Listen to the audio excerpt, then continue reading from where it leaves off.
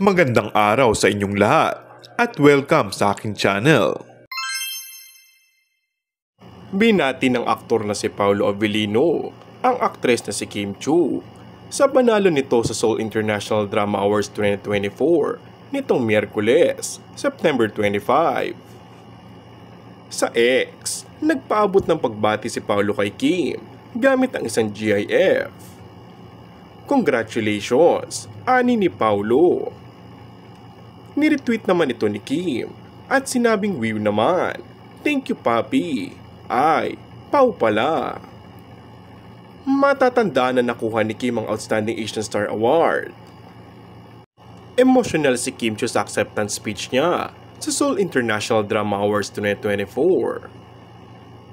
Pinasalamatan ni Kim ang mga taong nasa likod ng matagumpay niyang career. Umiyak siya nang banggitin ng yumaong Dreamscape Entertainment head na si Deo Edrenal na palagi rin nagpupush sa kanya na ibigay ang best niya. Ako ay tunay na nalulula na nakatayo dito ngayong gabi na may pagmamalaki at karangalan. Nais kong ipahayag ang aking pasasalamat sa mga taong naniniwala at nagtitiwala sa akin. Sa mga taong ito na ginawang posible ang sandaling ito. First Company, ABS-7 Star Magic, Direk Loren, who is here tonight. Thank you for always believing me. Sa kupunan sa likod ng palabas na linlang, Dreamscape Entertainment Family. Sa aking mga co-stars, kung wala ang inyong pagsusumikap, matdumay, passion at vision, wala sa mga ito magiging posible.